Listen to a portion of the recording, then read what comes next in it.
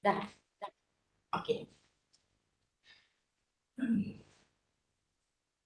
Okay, Assalamualaikum warahmatullahi wabarakatuh. Salam sejahtera. Salam Malaysia Madani yang berusaha. Uh, Profesor Dr. Syukri Ahmad selaku Dekan Pusat Bahasa Tamadun dan Falsafah SSCP UUM. Dr. Maizura Yahya selaku Timbalan Dekan Akademik yang berusaha. Profesor Madya Dr. Muhammad Ali. Dr. Sharifah, Dr. Aslinda, Dr. Siti Alawiyah dan semua rakan-rakan yang berada di platform Webex. Syukur kehadrat ilahi. Alhamdulillah, syukur kehadrat ilahi bertemu kita dalam wacana bersiri pada pagi ini yang bertajuk Wacana Perkembangan dan Cabaran Arkeologi Awam di Malaysia. Okey. Saya Siti Nozakia selaku moderator wacana pada pagi ini. Bagi memberkati majlis kita pada pagi ini, marilah kita mulakan dengan umul kita Al-Fatihah.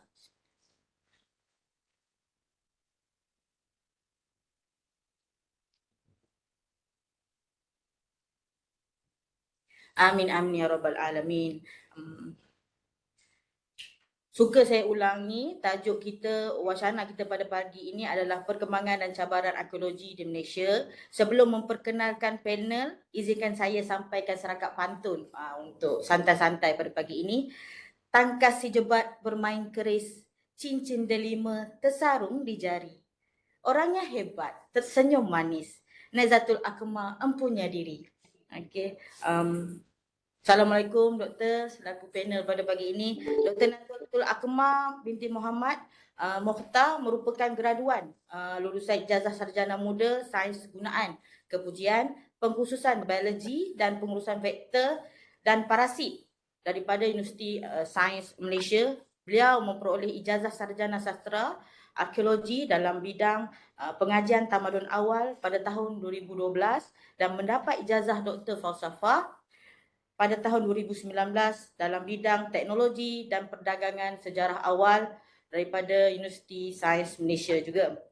Beliau turut terlibat dalam penyelidikan tapak prasejarah Gua Teluk Kelawar dan Bukit Bunuh di Lenggong, Perak dan mempunyai pengalaman dalam ekskavasi di tapak peluburan besi Buriram, Thailand. Hebat panel kita pada pagi ini. Tambahan pula pada bulan Oktober pada tahun 2022, beliau mula bergiat aktif dengan Persatuan Anchored Sungai Batu dalam mempromosikan dan menjalankan aktiviti arkeo pelancongan di tapak arkeologi Sungai Batu. Kini Dr. Akmal berkhidmat sebagai pensyarah kanan di Pusat Bahasa, Tamadun dan Falsafah Universiti Utara Malaysia. Mengajar khusus kenegaraan Malaysia, pengantar arkeologi, pengantar antropologi dan organisasi dan institusi gunaan di Malaysia. Tanpa membuang masa dan melengahkan masa, saya menjemput Dr. Nazatul Akmal untuk sesi wacana pada pagi ini. Dipersilakan Doktor. Okey, terima kasih Puan Zakia. Okay, Assalamualaikum dan salam sejahtera, salam biru warna saya ucapkan kepada ketua unit saya dan juga rakan-rakan yang ada di sini bersama-sama untuk bagi sokongan. Okey, hari ini saya akan berkongsi tentang perkembangan dan juga cabaran arkeologi awam di Malaysia. Okey, apa yang saya nak cuba sampaikan ini berbentuk lebih santai, yang mananya tujuan saya untuk memberi makluman tentang bidang arkeologi, maksudnya dekat Malaysia dan juga UUM pun kita dah mula untuk bertindak sebagai salah satu universiti yang akan sahut cabaran dalam bidang arkeologi di Malaysia. Okey, saya akan mulakan dengan maksudnya saya akan jelaskan tentang masuk arkeologi. Masuk arkeologi awam, sejarah perkembangan dia dan juga aktiviti awam yang dijalankan di tapak arkeologi Sungai Batu dan juga akhirnya saya akan pergi kepada isu dan juga cabaran.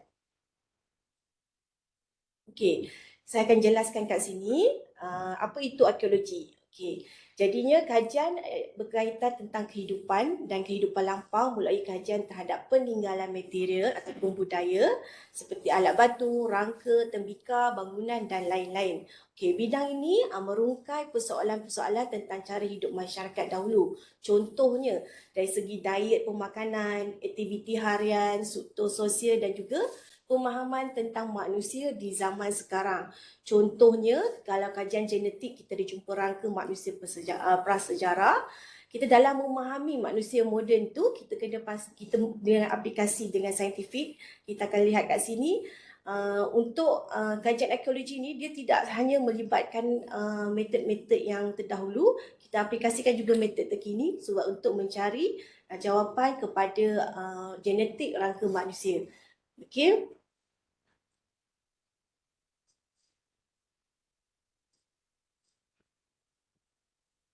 Okey, dan seterusnya kalau saya nak jelaskan kat kali ini, bidang arkeologi ni dia luas. Cuma skop kali ni yang saya nak bawa adalah arkeologi awam. So, arkeologi awam ni secara saintifik dia, asal usul wujudnya arkeologi awam ni, dia berfungsi untuk communicate arkeologi to the public ataupun examine how arkeologi relate to the public ataupun carry out arkeologi with or for the public dan akhirnya restore arkeologi to the public. So secara umumnya kita boleh rungkaikan bahawa arkeologi awam ini merujuk kepada usaha untuk melibatkan masyarakat dalam pemeliharaan, meningkatkan pemahaman warisan arkeologi dan juga membangunkan menjadi sumber ekonomi baru. So kalau kita lihat sejarah arkeologi juga, kalau misalnya awal dulu, maksudnya sebelum bagaimana arkeologi terasas pada peringkat sejarah dunia lah, pada awal 800 sebelum Masihi, yang mana pada ketika ini adalah fasa spekulasi, yang mana dia masyarakat, maksud penulis-penulis zaman Yunani itu membuat spekulasi bagaimanakah kehidupan lampau. Dan akhirnya pada ketika itu juga, maksudnya ahli arkeologi pertama yang muncul dalam sejarah ialah Raja Nabonius, iaitu Raja Babylon. Pada sekitar 555 hingga 538 sebelum Masihi, dia dah mulakan aktiviti penggalian dan menjumpakan bangunan-bangunan penting dan begitu dan ketika itulah tercetusnya bidang arkeologi. Dan dia semakin meluas kalau kita lihat sehingganya pada zaman Renaissance di Eropah pada abad ke-14 dan ke-17, di mana kita lihat kat sini golongan bangsawan, orang kaya dan juga para cendekiawan mula mengkaji dan juga mengumpul barangan seni dan juga zaman klasik Rom dan juga Yunani. Dan kalau kita lihat sehingga sekini dah kita mulakan, maksudnya dah mula melibatkan arkeologi moden pada tahun 1990-an itu dah mula melibatkan aplikasi gabungan bidang antropologi, sejarah, sains dan juga di dalam bidang arkeologi. Okey, saya harapkan saya boleh jelaskan kat sini ya. Sebab saya nak secara ringkas, maksudnya bagaimana sejarah arkeologi itu tercetus sehingganya kepada sekarang ni kita tengok arkeologi pun dia ada pelbagai bidang. Dan sekarang ni kita ada nak tumpukan kepada arkeologi awam. Boleh Puan Zakia? Boleh, kita teruskan. Okey, dan ini juga sejarah arkeologi di Malaysia. Okey, saya lihat kat sini, kalau kat Malaysia spesifiknya kat sini kita ada selepas Perang Dunia Kedua dan iaitu sebelum kemerdekaan lah. Kalau kita lihat semuanya golongan-golongan pengkaji ini adalah maksudnya bangsa luar lah yang menjalankan kajian kat sini. Okey. So pada tahun 1960-an dah mula Jabatan Museum terus mula mengambil alih penyelidikan arkeologi dengan kerjasama pakar daripada universiti tempatan, antaranya Curator Museum yang terlibat ialah Rashid Ibrahim, Adi Haji Taha, Oswald Tessera dan juga Kamaruddin Zakaria. Dan bermula pada tahun 1970-an pelibatan pengkaji daripada universiti tempatan, antaranya Zuraina Majid, daripada Universiti Sains Malaysia Ni Ahsan Suhaimi, Ni Abdul Rahman daripada Universiti Kebangsaan Malaysia dan juga daripada Leo Sang Hen daripada Universiti Melaya. Okay, kat sini juga saya jelaskan maksudnya dalam bidang arkeologi yang pertama, kajian yang pertama pada tahun 1917 oleh Evans yang melakukan kajian di Gua Kajang kat Lenggong, Perak. Kalau di bahagian, kalau kita tengok kat Sabah dan Sarawak pula, dia bermula agak lewat iaitu tahun 1950-an oleh Tom Harrison di Gua Nias Sarawak dan juga Barbara Harrison pada awal tahun 1960-an di Gua Tapadong, Sabah. So, titik permulaan ini maksudnya kalau kita lihat sini daripada tahun 1970-an sehingga kini dah mula lahirnya generasi arkeologi, generasi yang muda sehingga sekarang lah kalau kita lihat Kita ada Mokhtar Saidi, kita ada Zul Iskandar dan sebagainya lah. So nama-nama tu dah makin naik dengan kajian-kajiannya, Dr. Yunus Samain dan sebagainya, dan sehingga menjadi kepada pelopor dalam bidang arkeologi. Okey, untuk bagaimana daripada sejarah, maksudnya daripada bidang arkeologi itu berkembang kepada arkeologi awam.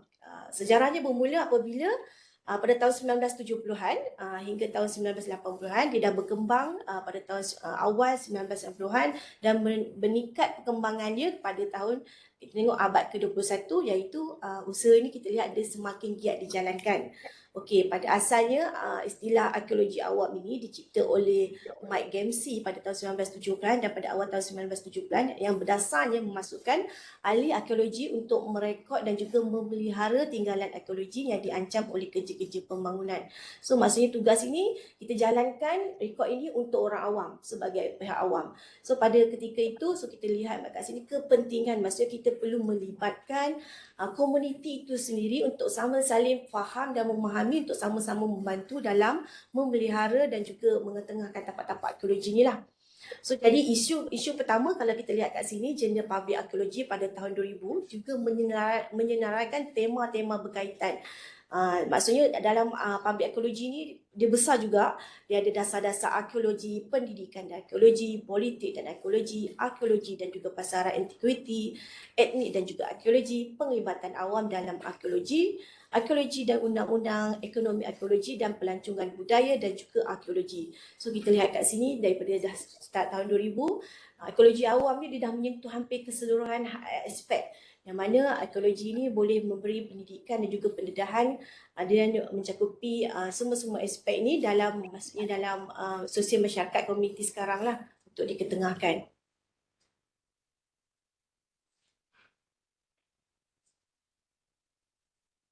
Okey, juga saya senaraikan di sini adalah contoh aktiviti ekologi awam yang telah dijalankan kat Malaysia. So saya highlight dalam 5 lah. Okey, yang pertama dia inisiatif pelibatan komuniti, iaitu usaha untuk melibatkan komuniti tempatan dalam pengurusan warisan. Okey, contoh saya bagi kat sini adalah bagaimana yang dijalankan oleh tim Dr. Goh daripada USM ni, yang tentang dia melibatkan komuniti yang ada di sekitaran Gua Tambun dekat Perak untuk melihatkan tentang lukisan gua prasejarah dan juga bagaimana melibatkan komuniti di situ dari segi pemeliharaan dan menghargai Gua Tambun tu. Okey, dan yang keduanya adalah pendidikan komuniti, yang mananya kita program pendidikan yang bertujuan untuk memberitahu dan melibatkan komuniti tempatan dalam kepentingan warisan arkeologi.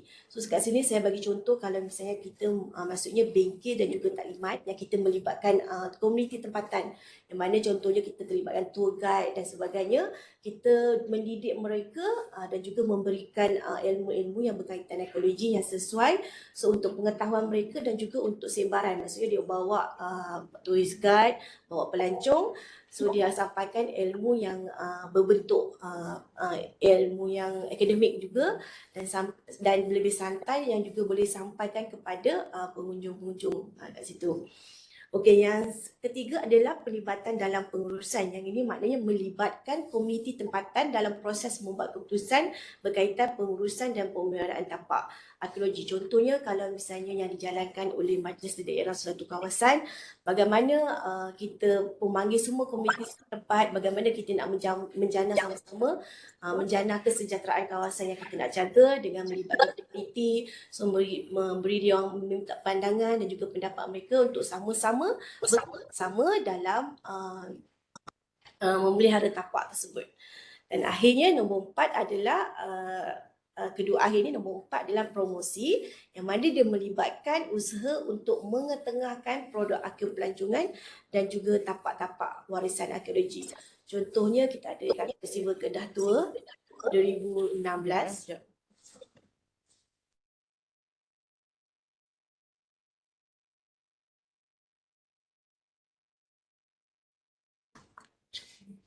Festival Kraft Tangan dan juga Makanan Warisan Kedah tahun 2023. Okey, dan yang akhirnya adalah arkeopelancongan, yang mana membangunkan pelancongan yang berkaitan dengan tapak arkeologi untuk menjana pendapatan dan meningkatkan kesedaran tentang warisan arkeologi. So kalau kita lihat kat sini, tapak warisan dunia kita dah dapat pengiktirafan dan dah dapat UNESCO Lembah Lenggung, juga menjadikan salah satu produk pelancongan pada masyarakat tempatan dan juga komuniti setempat. Okey, jadi saya kira pada ketika ini atau pendengar ataupun Puan Zakia sendiri pun dah jelaskan tentang maksudnya arkeologi kepada arkeologi awam dan maksudnya komuniti tempatan. Okey, so jadi kat sini saya nak cuba bawa bagaimana aplikasi dalam arkeologi awam dalam tapak arkeologi Sungai Batu. Okey, di sini kalau kita lihat kat sini, dia adalah tapak arkeologi Sungai Batu yang berfungsi sebagai tapak ritual atau tapak keagamaan. Yang mana kalau kita sebagai pelawat yang pergi kat sini, kita lihat kita macam tak ada idea. Kalau tak ada penerangan yang sesuai ataupun tak ada ada instrumen yang boleh membantu kita untuk memahami tapak arkeologi ni, agak sukar untuk kita faham. Jadi mesejnya tidak boleh disampaikan. Andai kata kita pergi kat tapak arkeologi Sungai Batu, tak ada yang dapat bagi guide ataupun ada maksudnya panel-panel untuk membantu kita, so kita tidak dapat sampai apa yang kita lihat masyarakat tamadun tinggalkan untuk kita. Okey, kita kat sini yang pertamanya kita tengok tapak ritual. Yang pertama dia berbentuk bulatan di sini. Kalau kita ingat berbentuk bulatan, 4 segi dan juga berbulatan lagi.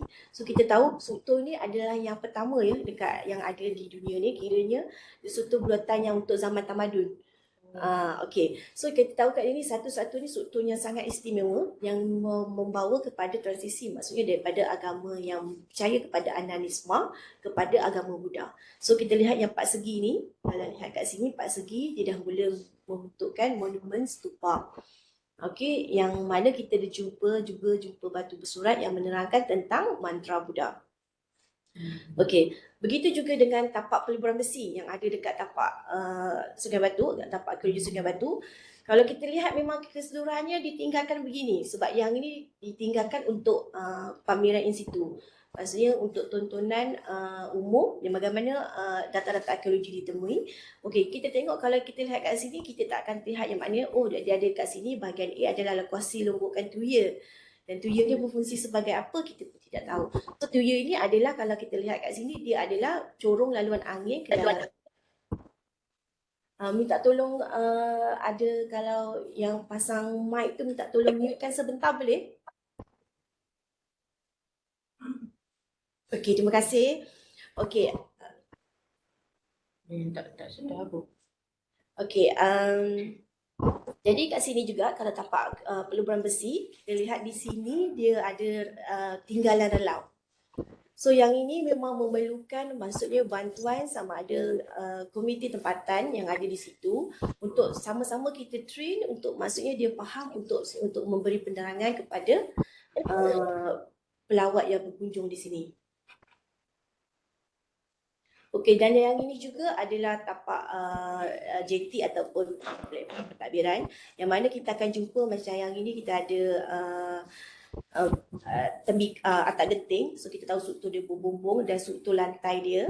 So kita akan bangunkan dia dalam bentuk beginilah. Kita jadikan struktur lantai dia dan bagaimana struktur dia kepada masyarakat kita beri gambaran bagaimana struktur asas yang berlaku pada ketika itu. Sebab sekarang ni kita hanya lihat adalah tinggalan arkeologi. Mana tempat tu dah ditinggalkan dan dia memang agak dah musnah lah sedikit. So kita kena bangunkan semula dan kita kena faham masyarakat dia bagaimana dia bentuk yang sepatutnya ketika dia masih beroperasi. Okey, jadi saya akan teruskan kat sini bagaimana aktiviti arkeologi awam di tapak arkeologi Sungai Batu yang dia telah diintegrasikan lah. Okey, saya bahagikan kepada 4, iaitu mengintegrasikan pendidikan berasaskan komuniti dan juga pendidikan. Yang keduanya menyediakan modal insan sebagai pemandu pelancong. Dan yang ketiganya menyediakan prasarana sebagai pusat sehenti one stop center. Dan yang keempat adalah mempromosikan kepelancongan dalam pendekatan galeri budaya hidup, iaitu Living Culture Gallery. Okey, so saya nak ceritakan sedikit apa yang saya bentangkan di sini adalah hasil, maksudnya daripada Persatuan Enshkert Sungai Batu. Maksudnya kami adalah satu komuniti persatuan yang bebas yang mana bergerak sendiri. Jadi kami memerlukan bantuan dana dan juga grant lah, yang mananya untuk menghidupkan komuniti setempat di situ. Jadi hasil daripada usaha, dan kami dapat tiga grant pada ketika itu. Itu grant daripada Parlimen Merbuk yang tujuannya untuk memperuntukkan dana khas kepada 10 buah sekolah untuk mengambil pakej yang disediakan, iaitu kepelancongan Kompleks Sungai Batu, yang mana pelajar akan dijemput, dibawa datang ke tapak arkeologi Sungai Batu. So kita akan terangkan bahawa lawatan tapak, dan juga kita akan terangkan tentang proses eksperimen peluburan besi itu bagaimana, pembuatan batu tu bagaimana.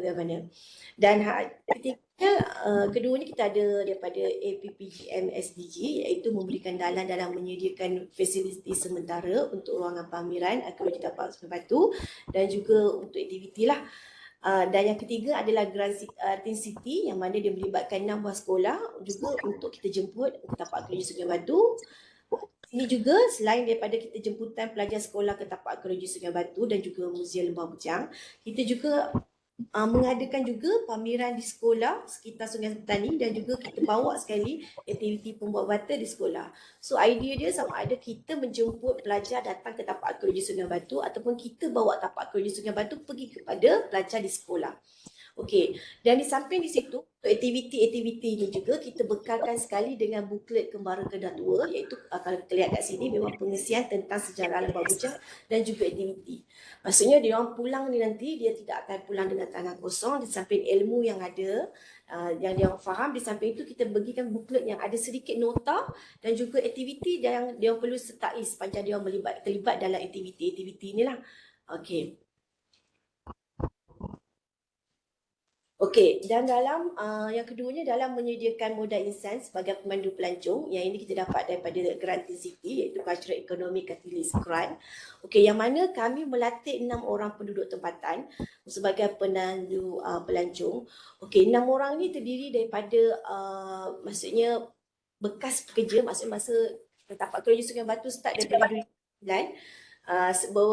Ekskavasi diteruskan sekitar tahun 2020. So sepanjang tu kita tengok, kita lihat ada beberapa staf lapangan, maksudnya pekerja yang sama-sama cari gali, yang kita lihat dia berpotensi untuk kita latih. Maksudnya dia memang duduk berdekatan dan dia ada komuniti setempat, dan dia juga ada pengalaman dan dia terlibat sama. So kita latih dia sebagai pemandu pelancong. Maksudnya kita didik dia mereka daripada kita beri dia orang tentang sejarah Kedah Tua, asas bidang arkeologi dan data arkeologi Sungai Batu. So maksudnya kita pimpin mereka daripada mereka yang agak malu untuk berinteraksi kepada mereka yang sekarang ni boleh berinteraksi secara santai, sebab mereka lebih dekat dengan suasana di situ dan persekitaran, dan boleh masuk connection dengan apa tempat-tempat menarik yang ada di sekitar tu lah. Okey. Dan boleh kita ada teknikal sikit, boleh rehat 1 minit doktor? Okey, boleh. Okey, kita rehat 1 minit sebentar.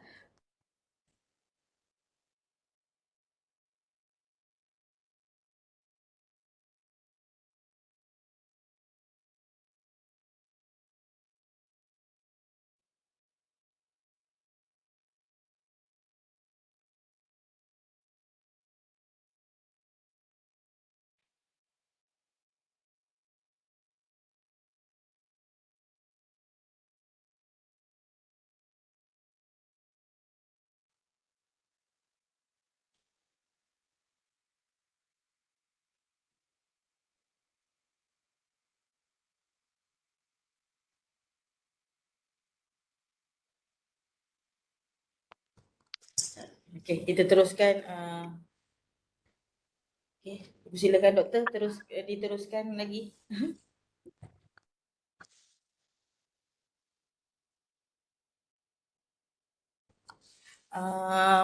Minta maaf pada nama yang unverified, boleh tolong mute sebentar untuk kelancaran wacana kita pada pagi ini. Terima kasih.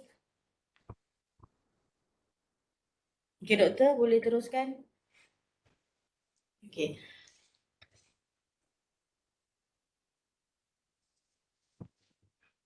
Okey, tadi saya dah maksudnya yang pertama kita maksudnya integrasi dalam pendidikan. So kita jemput pelajar sekolah untuk datang ke tapak arkeologi Sungai Batu. Kita libatkan mereka dengan aktiviti lawatan tapak dan juga aktiviti hands on di tapak arkeologi Sungai Batu, dan juga kita pergi kepada Muzium Lembah Bujang. So kita juga yang terlibat, maksudnya kita pergi juga ke sekolah, kita jalankan pameran dan juga kita buat aktiviti pembuatan bata, dan juga kita menyediakan modul maknanya untuk pelajar untuk bawa pulang.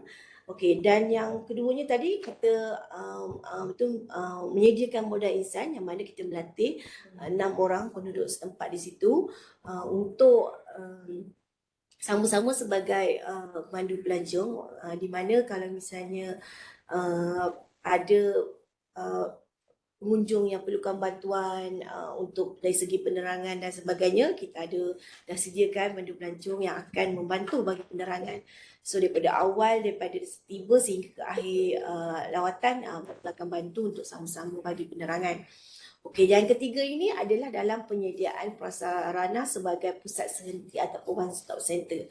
So yang ini one stop center yang hendak dibangunkan, kita tujuannya untuk mempunyai kemudahan iaitu ruang sambutan dan pendaftaran pelancong, package dan menjadi kawasan pembentangan dalam data kedua serta perbincangan. Yang kedua adalah ruang poster pameran, artifak dan juga replika, ruang ekskavasi bata, ruang eksperimen peleburan besi dan juga ruang hands-on ekskavasi.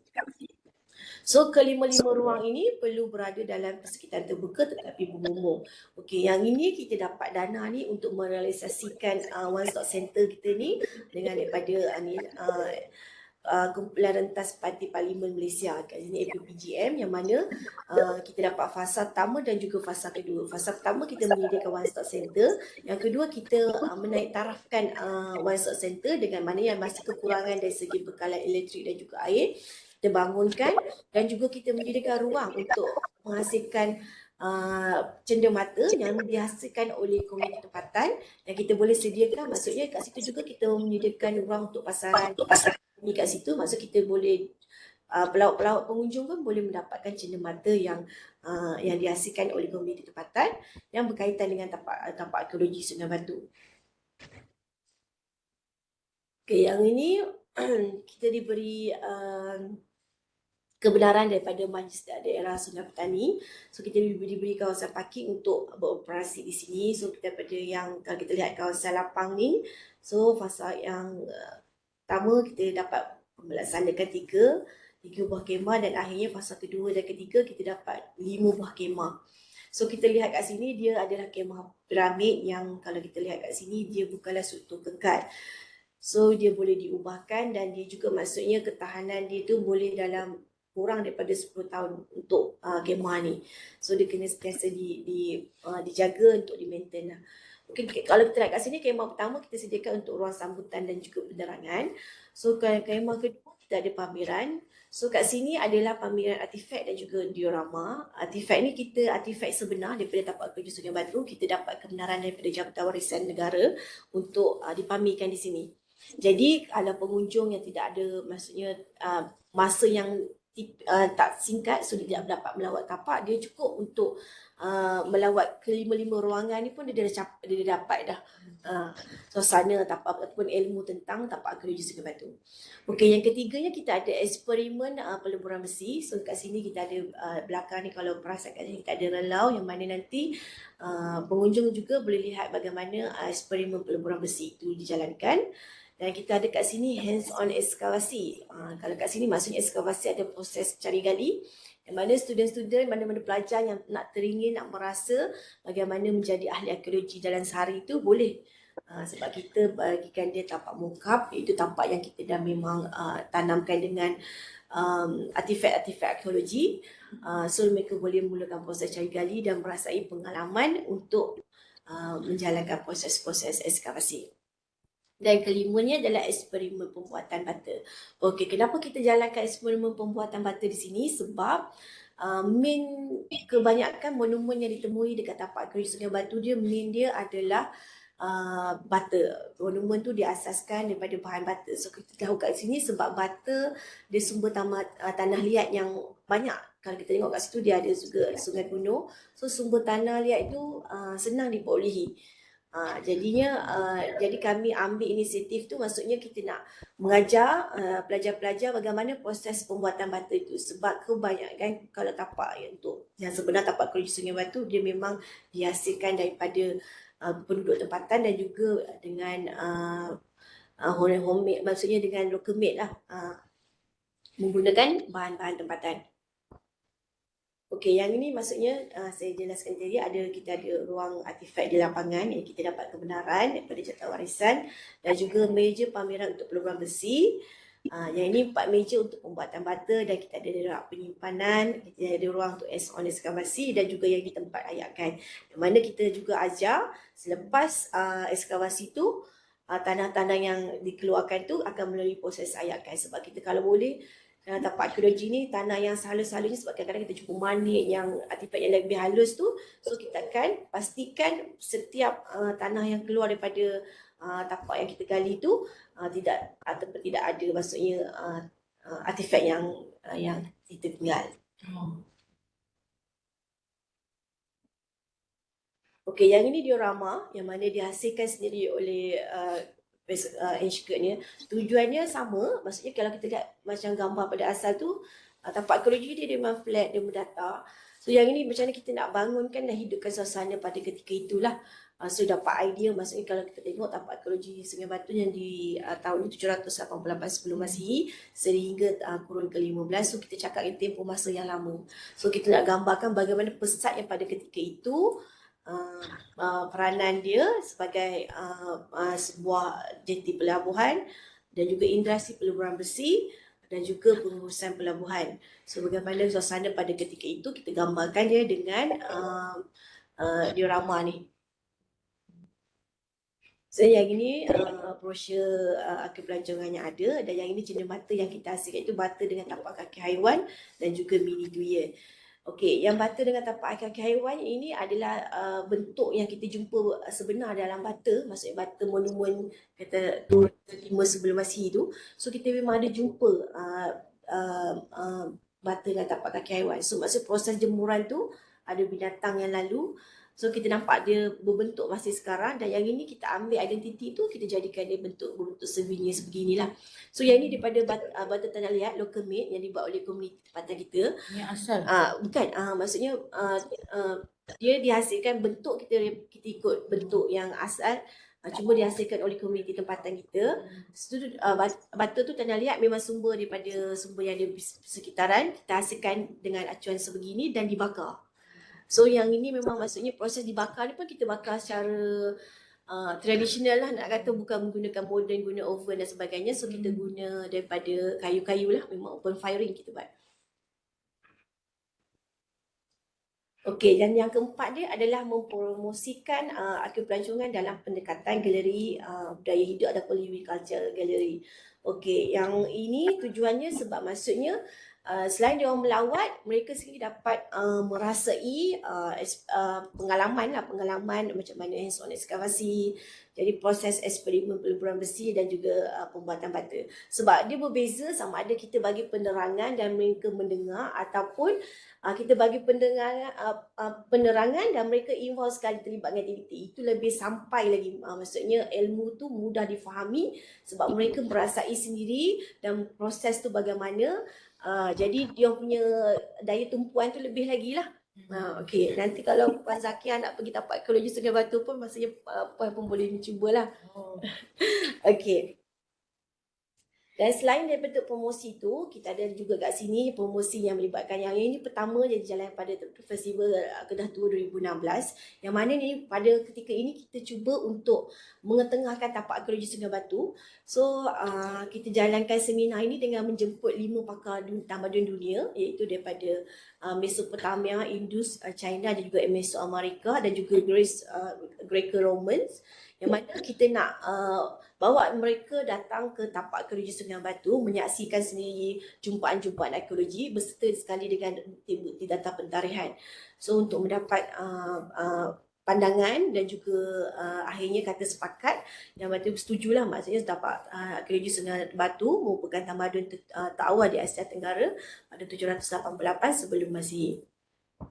Dan kalau kita lihat kat sini pada tahun 2016 kita dapat pengisytiharan tersebut dan kita lihat kesan daripada situ, kita juga dapat pengiktirafan kepada Jerai Jopak pada tahun 2017 yang maksudnya tamadun arkeologi Sungai Batu dia terletak dekat keistimewaan tapak Jerai Jopak yang mana dia sebagai budaya masyarakat yang wujud pada ketika itu. Dan akhirnya yang keduanya kita juga membuat promosi itu pameran di Parlimen Malaysia.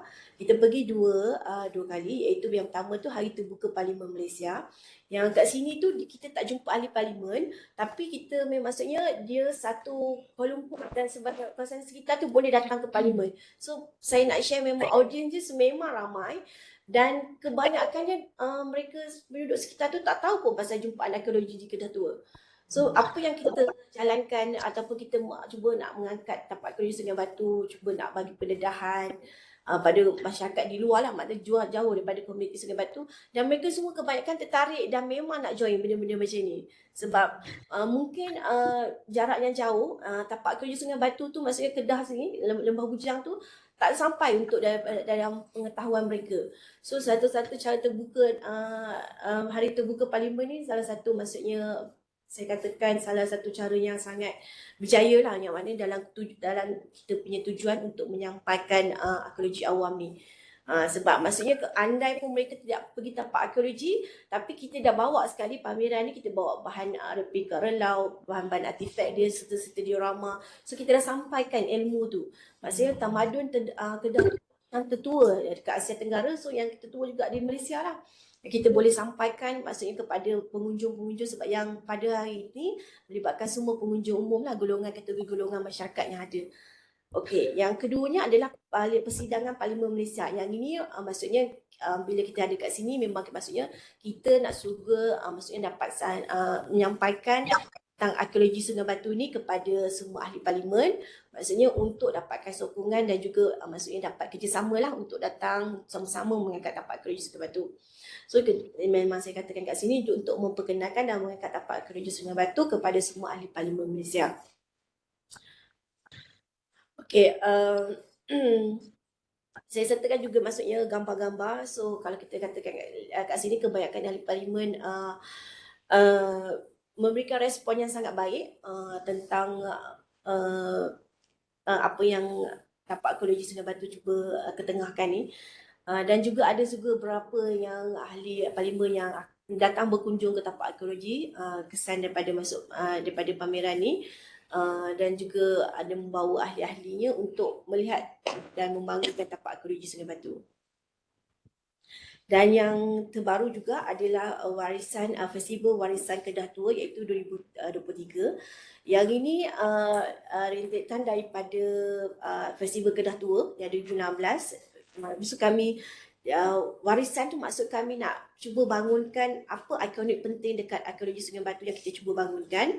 So yang ini yang pertama kita craft tangannya kita pilih daripada tuya dan juga relau sebagai salah satu produk ikonik untuk Festival Kedah Tua kerana keistimewaannya yang berasaskan ia mewakili tamadun Kedah Tua yang berasaskan industri berat.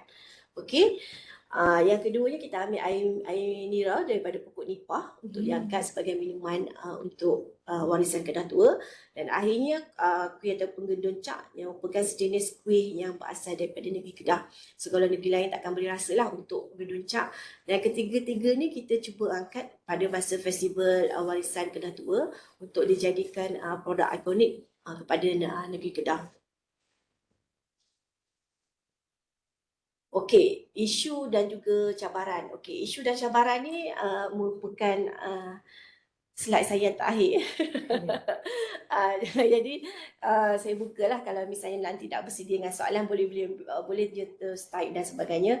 Cuma yang kat sini maksudnya dari segi saya nak cabaran dia, bidang arkeologi ni cabarannya memang sangat besar lagi sebab ikutkan arkeologi kat Malaysia ni nak katakan bidang yang kurang popular. Cuma sekarang ni dia dah makin-makin dikenali lah.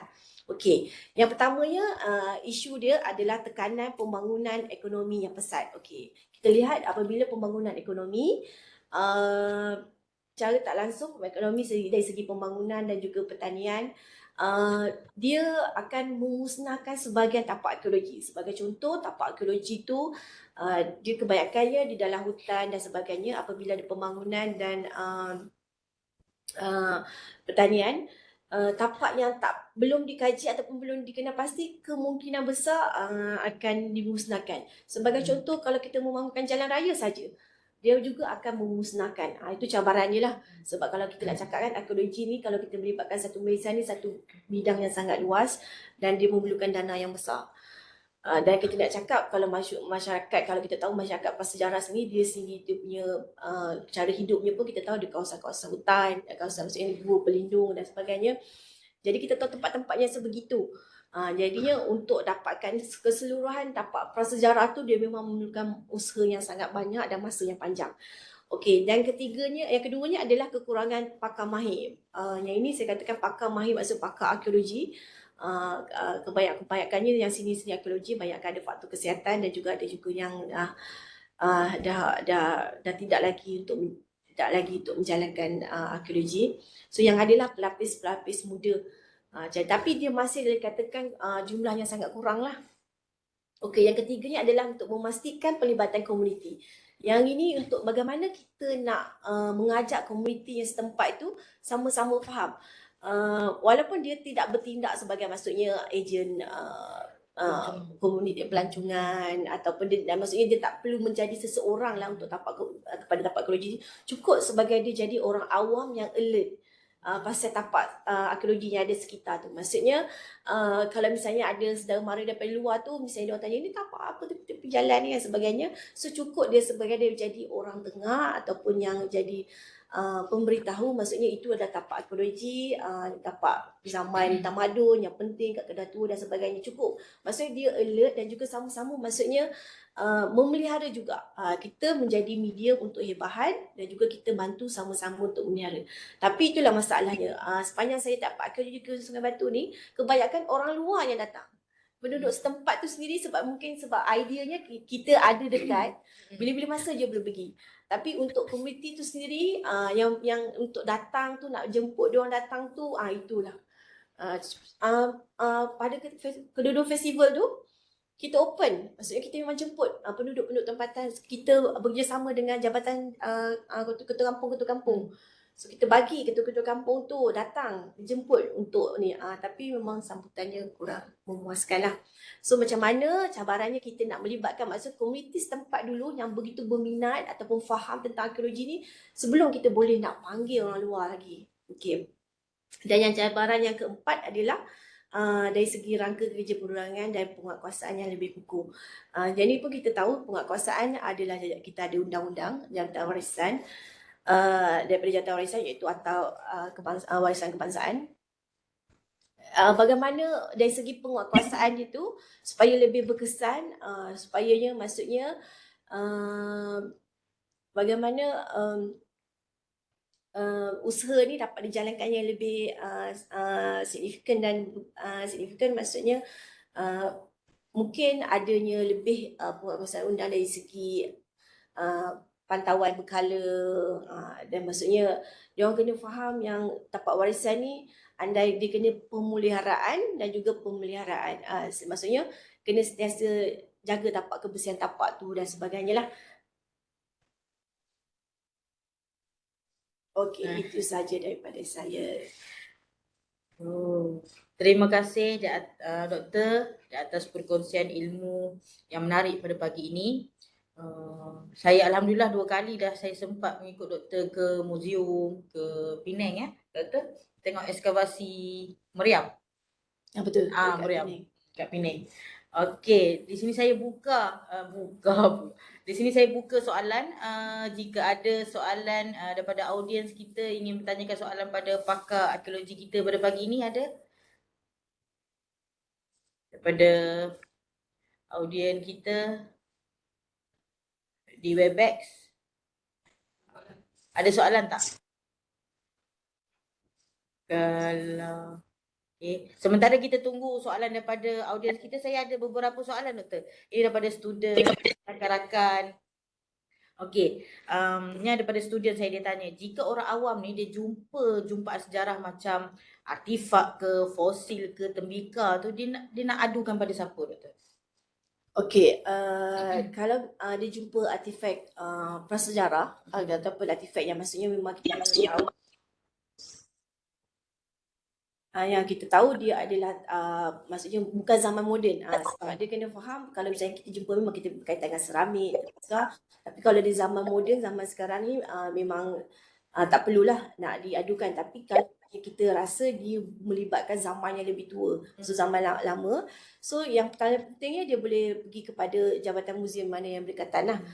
So dia pergi jabatan muzium, dia pergi beritahu kat muzium, ataupun dia boleh pergi kepada Jabatan Warisan Negara. Sebab Jabatan Warisan dia ada banyak cawangan. So dia ada belah utara pun ada, bahagian selatan ada, Melaka ada, dan juga dekat pusat dia lah, dekat jadi medium-medium tu pada boleh kontak email, nombor kontak pun dah diberi. Jadi maksudnya kalau misalnya aduan tu berlaku dekat hujung dunia sekalipun, kita ada teknologi moden sekalipun yang untuk buat tindakan. Sebab selalunya apabila kita dapat aduan-aduan sebegitu, selalunya jabatan-jabatan ni dia memang akan ambil alert. Sebab tapak-tapak warisan ni memang dia akan jagalah. Okay, doktor, kita ada beberapa soalan di sini. Okey, daripada Encik Zahari, sejauh manakah usaha menengahkan peradaban Sungai Batu dalam silibus atau buku teks pendidikan sekolah menengah di Malaysia? Okey, terima kasih Encik Zahari sebab itu adalah soalan yang menarik. Kalau untuk silibus sekarang ni, kalau kita tengok buku teks darjah 4, dia juga dah terangkan tentang Lebah Hujang sebab dia melibatkan tamadun awal dan juga kerajaan awal. So daripada situ masyarakat maksudnya start daripada darjah 4 tu mereka dah didedahkan dengan bidang arkeologi, walaupun dia tak menyentuh arkeologi secara langsung, tapi maksudnya sejarah yang asasnya data sejarah yang diperolehi daripada data arkeologi. So diterangkan juga Lembah Hujang. Itu start daripada silibus tahun 4. Kalau kita lihat dah ada dah. Okey, itu jawapan daripada doktor, daripada Encik Zahari. Okey, seterusnya ada soalan daripada Dr. Zulhilmi. Okey, bagaimana bidang seperti arkeologi ini boleh diangkat agar pihak masyarakat awam boleh aware dan cakna? Macam mana? Okey, itulah yang saya cuba ketengahkan kat sini. Bidang arkeologi ni asalnya kita adalah satu macam medium untuk kita masuk cari gali, kita dapatkan data.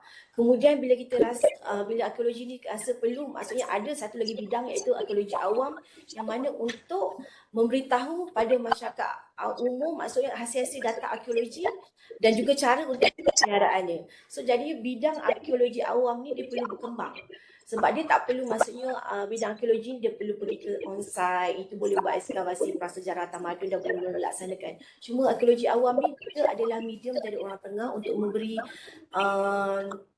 penerangan pada komuniti tentang, bukan saja komuniti, maksudnya golongan pelajar. Kita boleh pergi golongan pelajar start daripada universiti. Kalau kita lihat kat sini UUM pun juga dia ada sejarah gunaan yang ada pengantar arkeologi, dan sepatutnya pelajar-pelajar kalau kita tengok pelajar daripada Universiti Sains Malaysia UUM ni sudah mampu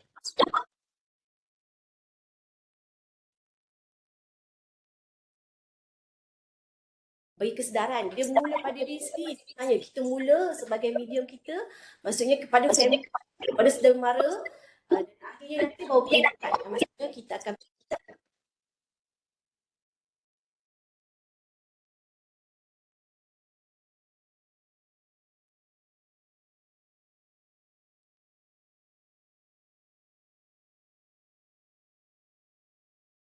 dan juga mungkin nanti akan ada yang lebih banyak, maksudnya yang itulah festival pameran, so berhebahan, maksudnya kita sampai kepada masyarakat. Saya harap saya punya jawapan ni membantu dan menjawab Dr. Zul Helmi dan juga Encik Hariri. Okey, kita ada daripada mana nak tengok balik.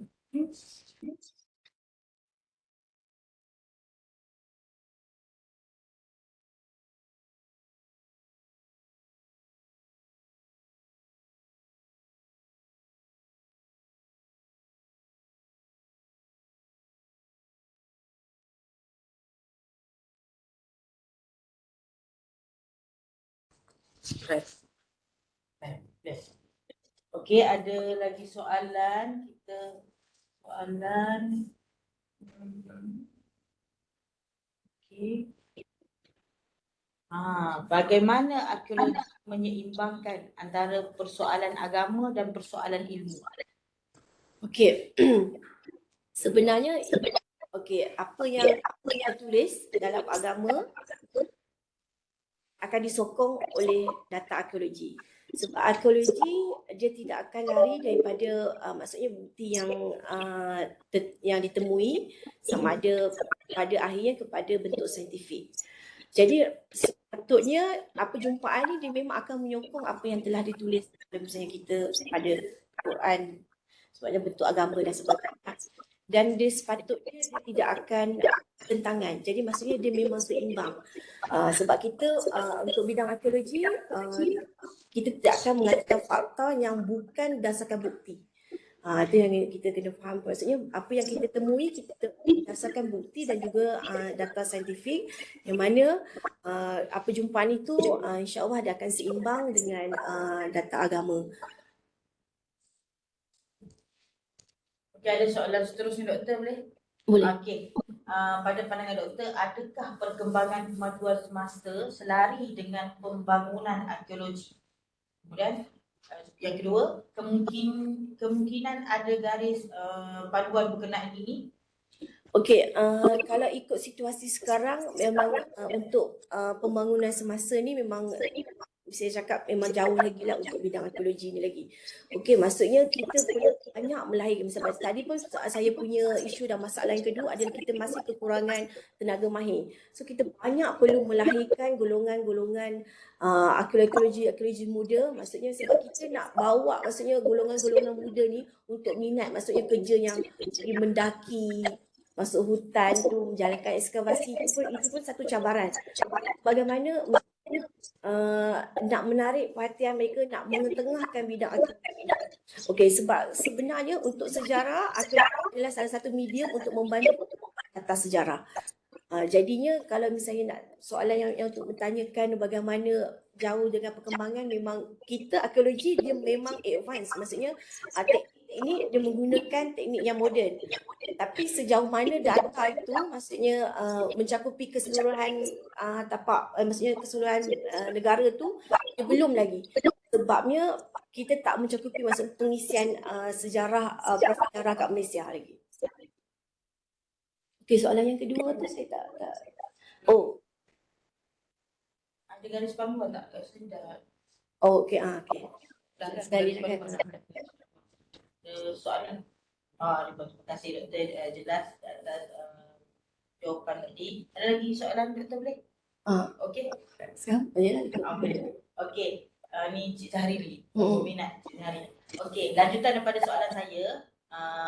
Tak dinafikan peradaban Sungai Merebuk telah diketengahkan dalam sistem pendidikan Malaysia, tapi sekadar melepas batu di tangga dan pelajar hanya mengetahui bahawa negara pernah menjadi pusat keagamaan Hindu, bukan daripada sudut peradaban menyeluruh seperti di Sungai Batu yang menengahkan negara sebagai pusat perdagangan utama dan antara pengeluar besi utama dunia.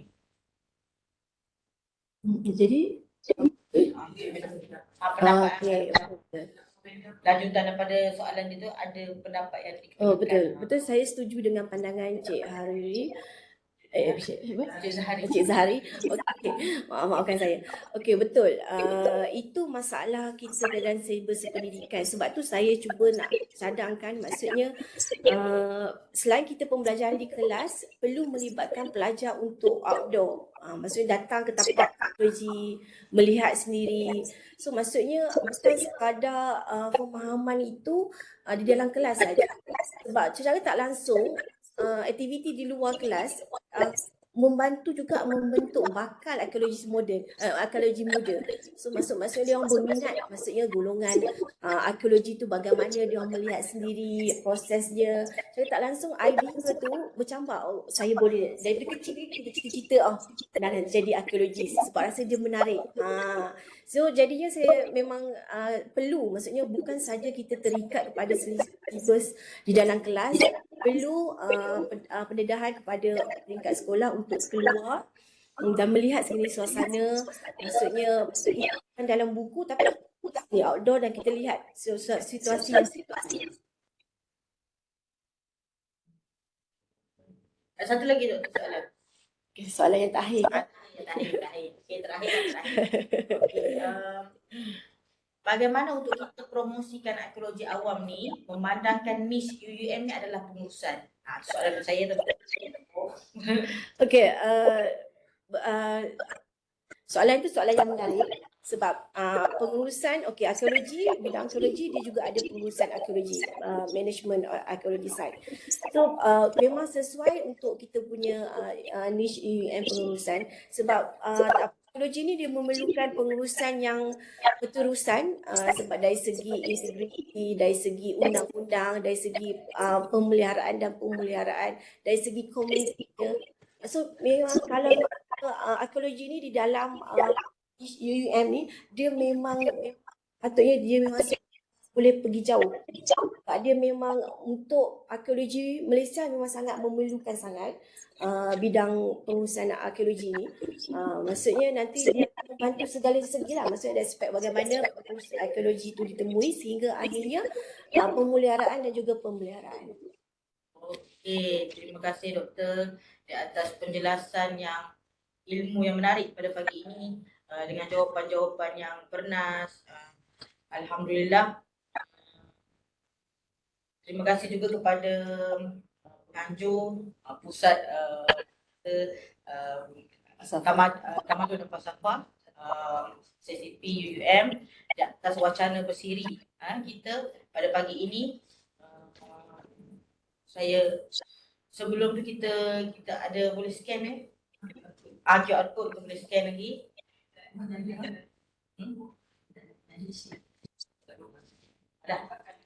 Akan dipaparkan. QR code akan dipaparkan. Terima kasih kepada audiens kita yang hadir di Webex.